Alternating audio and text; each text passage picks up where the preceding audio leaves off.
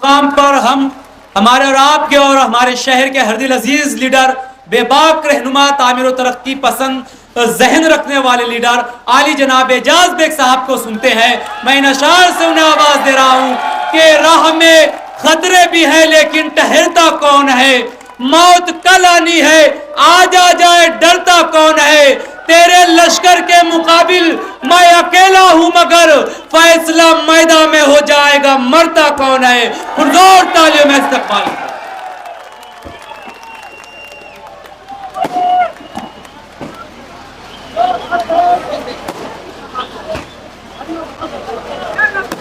अरे भाई लोग ये हरकत मत करा करो, अपनों को अपियत नहीं पसंद है, बराबर नहीं है ये सब। आज के इस प्रोग्राम के सदरों, इस वार्ड के कांग्रेस खानवादा से हमेशा मोहब्बत रखने वाले अली सरदार साहब, स्टेज पे बैठे हुए तमाम पार्टी के पदाधिकारी, बुजुर्ग हजरात, जलसा गांव में बैठे हुए मेरे नौजवान साथी, बुजुर्ग हजरात, और जहां तक आवाज जा रही है ये मेरी पर्दा नशीन माँ बहनें, आज आप लोग से एकदम संजीदगी से संजीदा तकरीर करने के लिए, संजीदा बात करने के लिए आपके बीच में खड़ा हूं। मालेगांव शहर का जो इलेक्शन होने जा रहा है,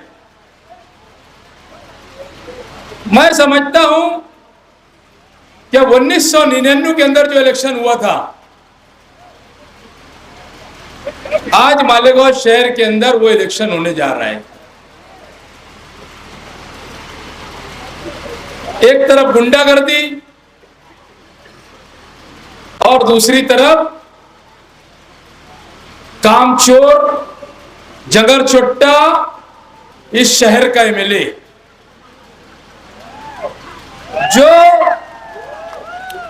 जो शहर के हित के अंदर कभी किसी ने उन्होंने काम नहीं किया।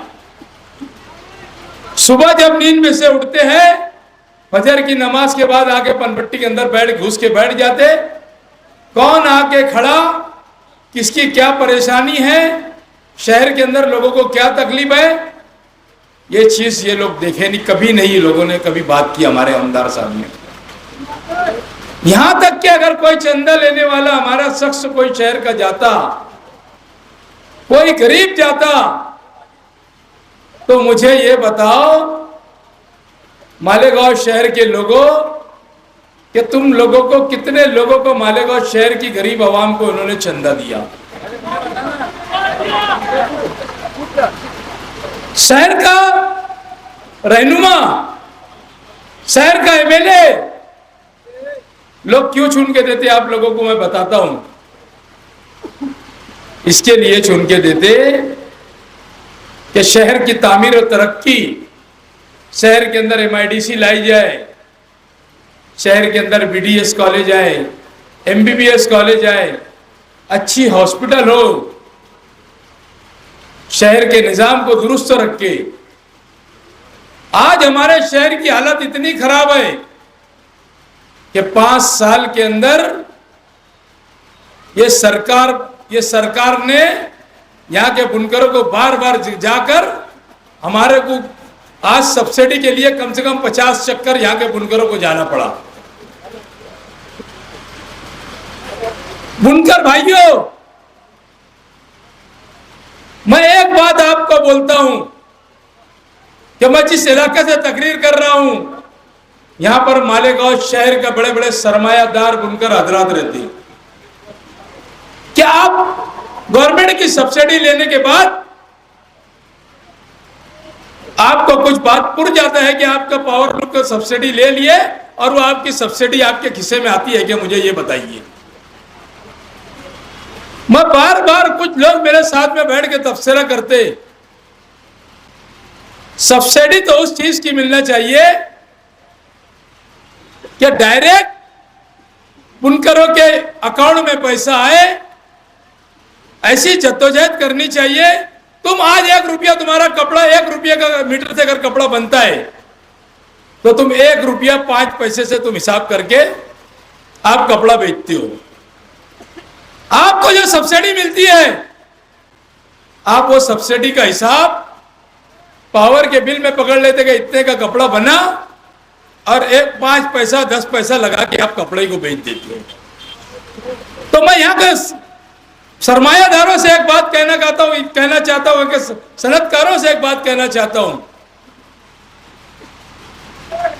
कि आप लोगों को ये सब्सिडी का कोई फायदा नहीं मिलता। गवर्नमेंट के अंदर आने वाली सरकार कांग्रेस पार्टी की आने वाली है।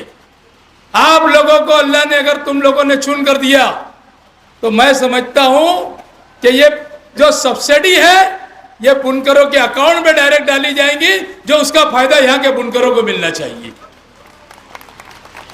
मगर हमारा बुनकर भाई समझता ही नहीं, ये सरकार क्या हमें भीख दे रही है क्या?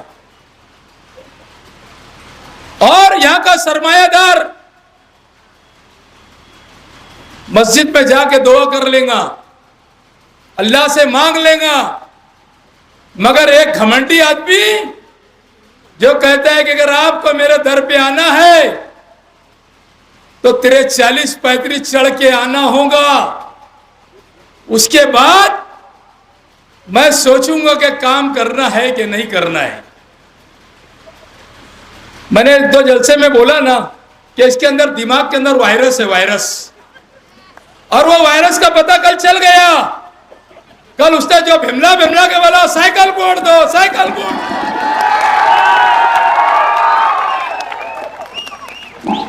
मैंने पहले ही कहा था ना कि साइकिल का हैंडल किसकी और के हाथ में है। बोला था कि नहीं बोला था? सच्चाई आई कि नहीं सामने? क्योंकि कल इनको फोन कर रहे होंगे कि भैया 2 दिन रह गया, जो माल का बोला था माल दे दो। इसके अंदर दिमाग में कल चल रही थी और वो वायरस बाहर आ गया। शहर के लोगों, हम काम के ऊपर गुफ्तगू करते, ये इलेक्शन, मैं एक बात बोल रहा हूं आपको कि आपकी खुशकिस्मती रहेगी कि आप एजाज बेग को चुन के देंगे। आप एमएलए बनाओ, या शहर के नौजवान बुजुर्ग हजरात, मेरी मां बहनों, मुझे एमएलए बनाओ, मंत्री बन के आगे का काम मेरा होगा। शहर के अंदर तारीख दोहराएगी, तारीख दोहराएंगे कि पहले टर्न के अंदर एजाज बेग मालेगांव शहर का मंत्री बन के आया। मेरे लीडर नाना पटोले को मेरे ऊपर कितना प्रेम है मुझे मालूम है। शेख आसिफ साहब ने तो यहां से बंबई तक बिछा दिया था कि एजाज बेग को टिकट ना मिले, और ये टिकट शान हिंद को किस तरीके से जाए। मगर अल्लाह के फजल करम से मेरा लीडर नाना पटोले वो इज्जत करता कि जब जाऊंगा खाने के ऊपर हाथ रखता और बोलता पट्टे बोल। ये मेरी इज्जत है कि जो उसने मुझे एक छोटे से कार्यकर्ता को टिकट दिया। ये शहर की खुशकिस्मती रहेंगी, हजारों करोड़ों के अंदर ये शहर के अंदर मैं काम करूंगा। ये शहर के अंदर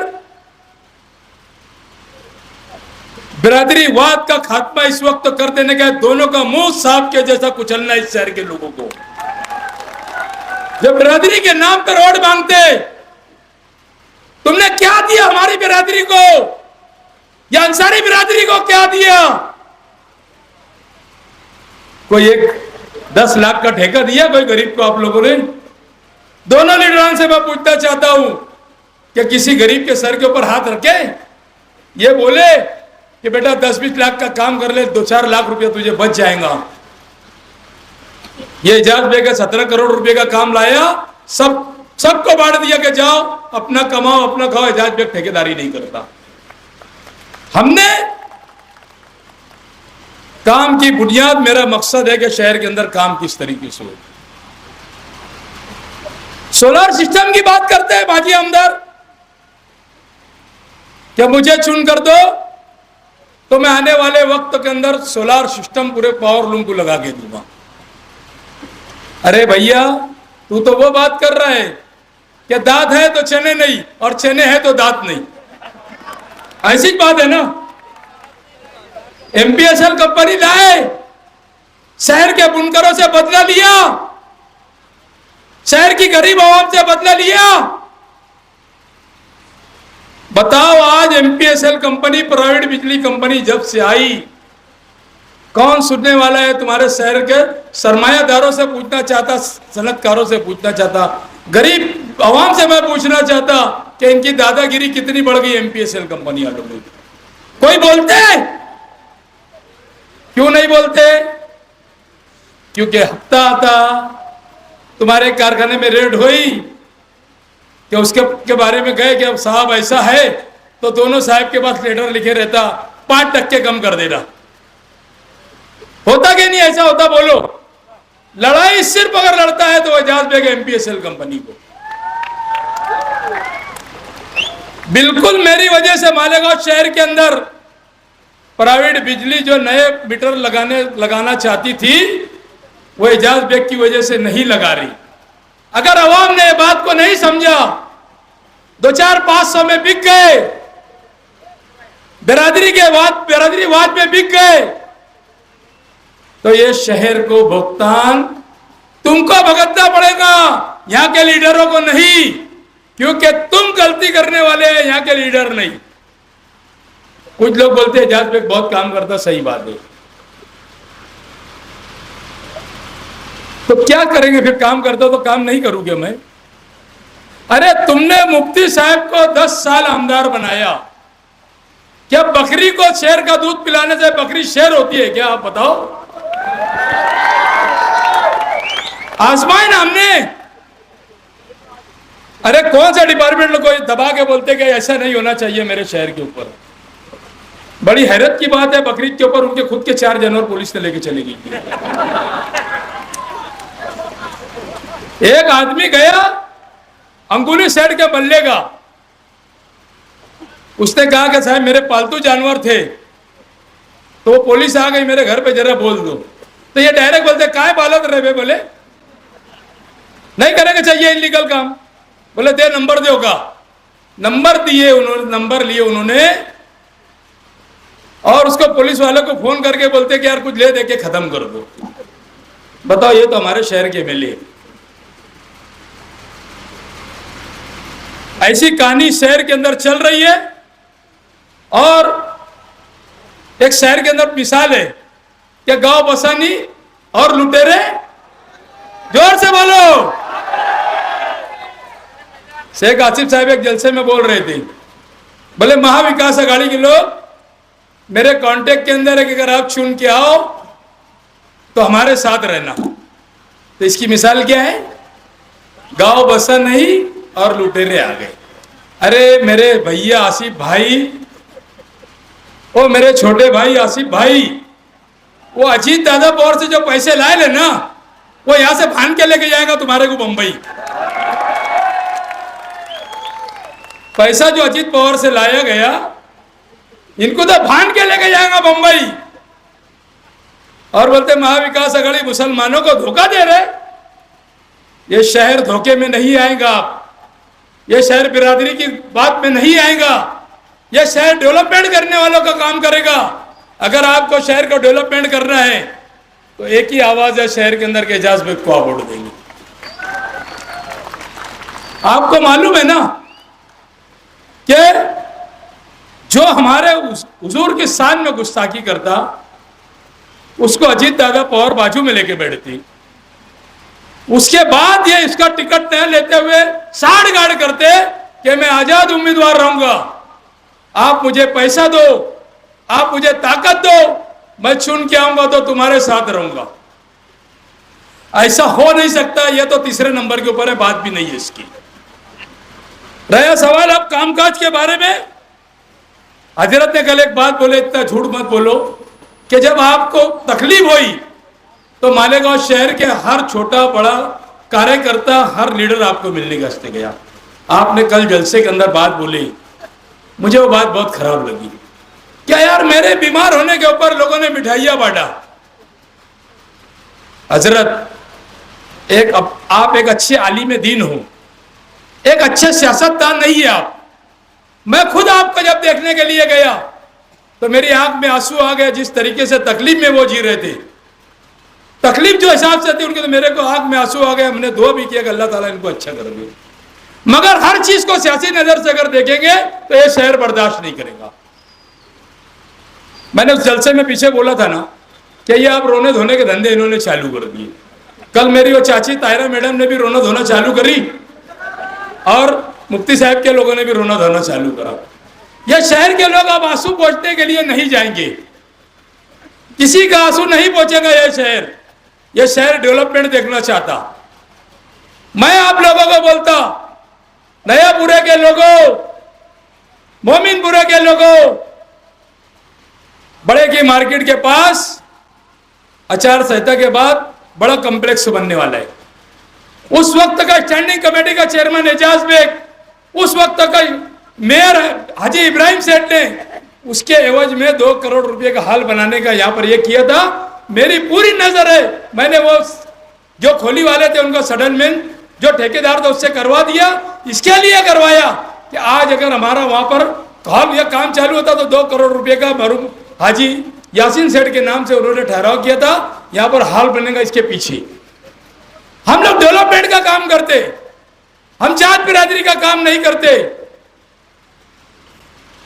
आप लोगों को मैं यही कहूंगा कि आने वाला वक्त तो मैं मेरे वर्करों को, आज मेरे 4 महीने से 3 महीने से मेरी पार्टी के तमाम लोग मेरे वर्कर, मैं एक बात जरूर बोलता हूं, पुलिस डिपार्टमेंट कान खोल के सुन लो। किसी के इशारे के ऊपर अगर हमारे कार्यकर्ता लोगों को तकलीफ देंगे तो इलेक्शन 20 तारीख को खत्म हो जाएगा, मगर उसके बाद मैं भी नहीं छोड़ूंगा, ख्याल रखना। और तड़ी पार की नोटिस दे रहे हमारे कार्यकर्ता को, सट्टा जुगाड़ चलाने वालों को तड़ी पार की नोटिस नहीं। शेख आसिफ का काम सट्टा चलाने वाले करेंगे, जुगाड़ चलाने वाले करेंगे, और मगर ईमानदारी की रोटी रोजी करने वाले कुरैश बिरादरी के लोग अगर मेरा काम करेंगे तो उनको तड़ी पार की नोटिस की बात करते। कुरैश बिरादरी के छोटे मोटे धंधा करने वाले, तुम्हारे को आंख खोल कर देखना चाहिए, दिल पे हाथ रख के मैं तुम्हारे को पूछना चाहता हूं कि तुम्हारी तकलीफ के अंदर कौन आया मालेगांव शहर के अंदर? एक ही बात बोलना आप लोगों, तुम्हारे दुख सुख के अंदर कौन आता? कभी कोई नहीं आए, सिर्फ और सिर्फ कुरैश बिरादरी को दाना डाले और बोल देगा तुम्हारे को शादी का हाल बना देंगे। शेख आसिफ के साथ 52 पत्ते की जो गड्डी रहती ना पत्ते की, वैसा लेके घूमता, जिसको जो लगा वो देता, इक्का ले, दूरी ले, तिरी ले, सबको शादी का हाल ही देता भैया। हर बिरादरी को बिरादरी के अंदर किसी ने बांटा तो हमारा भाई शेख आसिफ है, इसने पूरे शहर के लोगों को बिरादरी के अंदर बांटा, सबको देता। जो मिला, अभी कल एक तमोली भैया मिले मेरे को, बोला क्या भैया? बोले यार, बोला बोले घेर लो, बोले क्या बोला? घेर लो बोले। बोला फिर? बोले पत्थर मार दिया ना भैया हमने। ये सब लालू देने का धंधा ये सब करता है। आने वाला वक्त 20 तारीख का और 23 तारीख का जब दिन निकलेगा तो मैं समझता हूं कि शहर का मुस्तकबिल 20 तारीख को आप तय करेंगे, क्योंकि आने वाले वक्त के अंदर शहर का विकास, शहर का डेवलपमेंट, शहर के अंदर MBBS कॉलेज, BDS कॉलेज, जिस तरीके से आप लोगों को, आपके बच्चियों को पढ़ने के लिए शहर के अंदर निजाम करूंगा इंशाअल्लाह ताला। मैं आप लोगों को आज बोलता हूं कि अल्लाह ने अगर चाहा, आप लोगों ने मुझे चुन के दिया तो मैं 1000 करोड़ रुपए का हर साल काम करूंगा। ये 100-200 करोड़ झूठ बोलने का काम भी नहीं करूंगा। आप लोगों को सुबह सवेरे उठना है, 20 तारीख को आज अपने घरों पे जाकर सबको बोलना है कि चिट्ठी पौती ले लो। सवेरे नींद में से बेदार होना है आप लोगों को, और बेदार होने के बाद पहले अपने घरों की ओर गिराना है, क्योंकि सब इधर उधर हो जाते। और एक बात, मेरी बात 2 मिनट के लिए मैं और बोल रहा हूं, 5 मिनट तो बाकी है, मैं 2 मिनट के अंदर और खत्म करूंगा कि कल से जो है नई नई हवा चलाएंगे गांव के अंदर, क्योंकि इनके धंधे है, ये मेरा धंधा नहीं है। मेरा शौक है, मैं चिराग को शौक से जलाता। आप ये कल बोल देंगे जायज पे बैठ गया, साइकिल में चले गया, साइकिल का हैंडल तो खुद टेढ़ा है, मैं कैसे बैठूंगा उसके ऊपर? ये सारी चीजों का इनका प्लानिंग है। ये जाके लोगों को बोलते ये बीजेपी के दलाल लोगों को हिसाब चुकता करना है, इस शहर के लोगों को। और आने वाली 20 तारीख को फजर की नमाज के बाद अल्लाह से दुआ करना है कि अल्लाह पाक 1999 की तारीख शहर दौराने जा रहा है। इंशाअल्लाह ताला मैं आपके सामने 23 तारीख को आऊंगा और आप लोगों के रूबरू रहूंगा। शुक्रिया, जय हिंद, अस्सलाम वालेकुम।